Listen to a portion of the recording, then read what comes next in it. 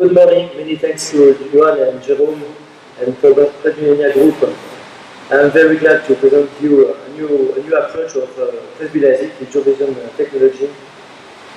I have a dream, give my presbyopic patient the same vision in each eye at any distance, dream of ISOVISION.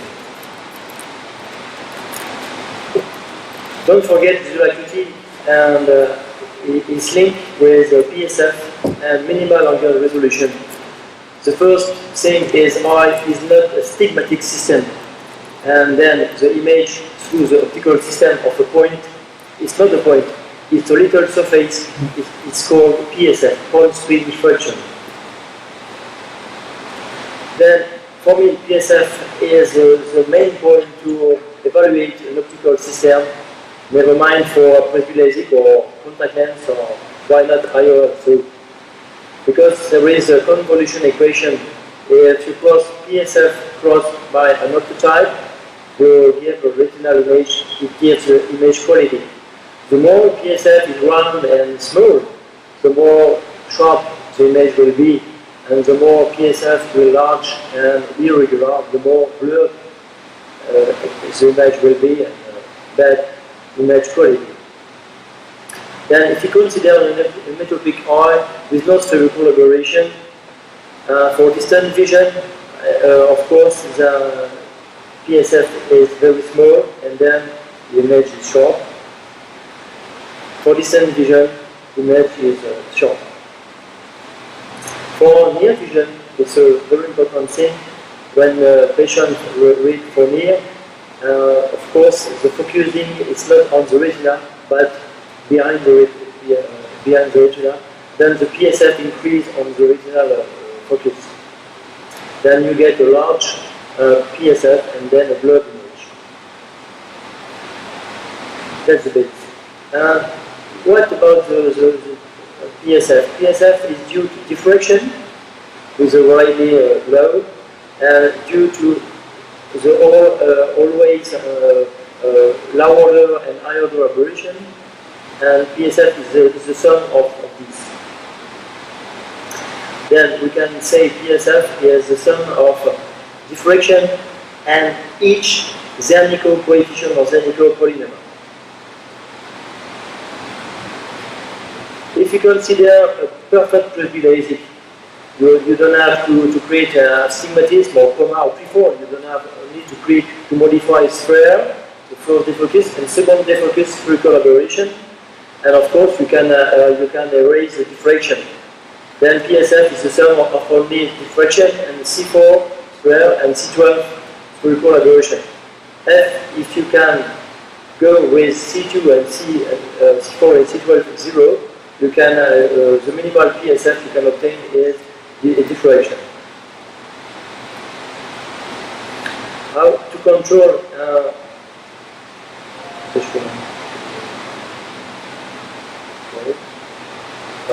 I'll control a spherical aberration in using astericity. Astericity, if you get a strong Q value is 0, if an oblate cornea Q is positive and a prolate cornea Q is negative. What happens in case of positive spherical aberration?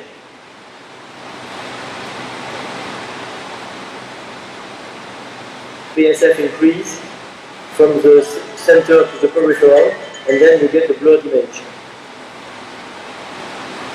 With negative spherical aberration, it's not the same, because when you increase the negative spherical aberration from the center to the periphery, the PSF increase only a little bit. It's not the same, because PSF is bigger with positive spherical aberration than with negative spherical aberration for the same amount of longitudinal spherical aberration. You can see on this side, for the same longitudinal aberration, the PSF is bigger with the positive spherical aberration than is with negative spherical aberration. Then we can say that longitudinal spherical aberration gives the depth of focus and transversal spherical aberration gives the PSF size. We can prove it on some slide using eye tracing accuracy device. This slide is, of course, presbyopic ISOVISION treatment in a myopic patient. With only, if you select only sphere, you can have on the cornea a big PSF. Here. And when you have, if you had the spherical aberration for a spherical cornea, you can, the PSF is reduced for the both cornea and for the total eye aberration, and then the patient gets better vision and can. Okay, sorry. Yeah. Just before and just after. For 3 mm optical zone, and of course, it's more evident for 4 optical zone because you get more aberration, of course, and then without negative spherical aberration, and with it's very impressive. And we have to compare at the time different laboratories, Boston number with Technolas and Zeiss with MEL, Alcon with Wavelight, and Schwinn with Amaris. They propose Presbylasik monovision, that said central myopia and Q negative. We have to compare Presbylasik monovision and Presbylasik ISOVISION. In this case, with Presbylasik monovision central myopia, we get 3 focus, central for near, and medium for intermediate, and peripheral for distance. For distance, of course, peripheral rays give you a small PSF and then a short image, but the image becomes blurred and blurred by intermediate and near rays. That's the reason why image quality is not good with the system. For intermediate vision, it's better because for medium rays you get a sharp image, but this can be a little blurred by central rays. But it's acceptable, a good, quite nice intermediate vision, and of course a very nice near vision is normal, it's myopia. Now we have to go to new ISOVISION technology, a metropia, rays Q negative. There is no myopia at all. How does it work? There is only one focus. And for distant vision, there is no spherical aberration in the very center and slight amount of negative spherical aberration in peripheral. For distant vision, all the rays act and are correlated, of course, and there is a slight increase of PSF, but PSF stay very small, and then you can get a very good quality of distant vision with this system. For intermediate vision, the same. The medium creates some amount of negative spherical aberration, but the PSF remains stable and small, and then you get a very nice intermediate vision. And of course, for near vision, for pupil 2 for 3 mm, central creates some amount of negative spherical aberration, but PSF remains stable and very small, and then you can get a very good near vision. That's the reason why with ISOVISION the depth of focus is very continuous. There is no gap at any distance, not from far, from near, from intermediate.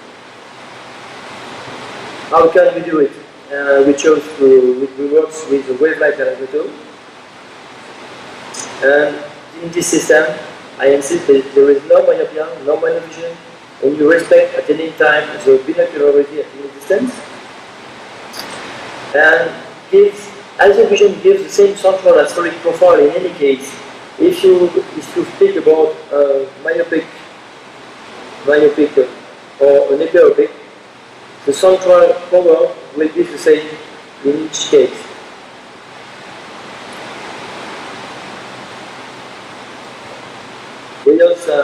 We make two treatments, one for distance, the other one for near.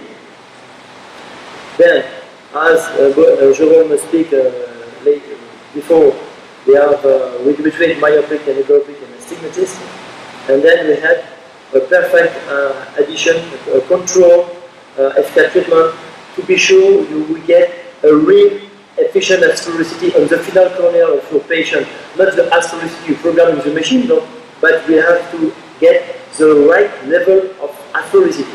If negative astrologicity is too loud, you say it doesn't work, patient cannot read. It's too high, too high, for instance, -2 or more, you risk to lose line for the both distance and near vision. And some surgeons say, FCAT is bullshit. No, it's a very precise device, but we have to control it perfectly. And with the calculator, we can have precise results for any distance. Then we can see on the slide the same sample profile for an treatment or for myopic treatment, and then a nice depth of focus at any distance. It's close to an astrologicity at -1. It depends on age, patient, and residual accommodation. For sure, it's a real measurement, of course. It's a measurement with a class 3, it's an HD analyzer, and you can see the best depth of focus you ever seen before, better than any multifocal IOL. You have no gap, no gap. It's a precise protocol. You have nothing to do. Just trust the protocol, and it's very practical to use it. No modification. If you are not convinced, start to use it for something you can do perform with other laser platform. If you are a myopic patient of -6 or -7, if possible, try to use ISOVISION. If you have a monofocal pseudophakic oil, you cannot treat it with other platform, try but this case.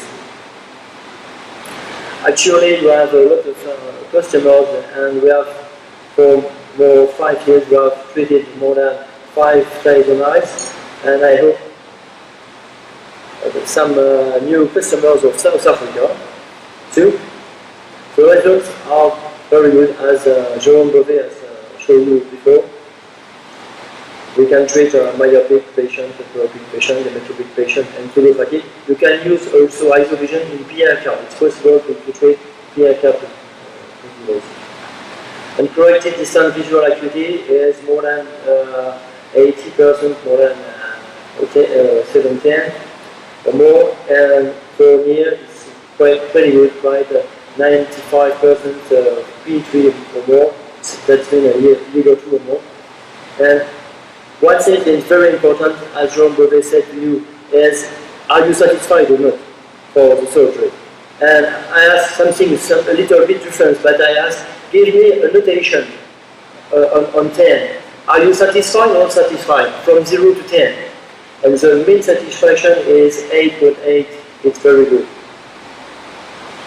It has ever published in cataract and refractive surgery by my friend Arthur Cummings in Dublin in 2012. And that's it. Thank you very much for your attention. Que du bonheur in France, en français. Happiness forever. Thank you very much. Thank you, Freddy. I would like to slip in a question, although our time is up. Do you get the same results under a LASIK flap as when you do a surface laser with the ISOVISION? I prefer femto flap. Yeah. So you must have a femto flap? Yeah, only. You can do it under a normal microcarator? It's possible to use also a microcarator. But in my opinion, I prefer now femto flap to have a grid flap, because for 6 to 7 millimeters optical zone, you have to a big flap. Yeah. Okay. That's possible with mechanical. If you use the microkeratom of Moya, you have to increase you have to do a 8.5 because you need to have a very big surface to do it. That's right. And that's why it's easier with the femto, because you can enlarge. But it's working with both the microkeratom, with PRK, or with femto. That's not a problem. You just have to increase the. So if you use a Moya system, I use a 8.0 or 8.5 diameter.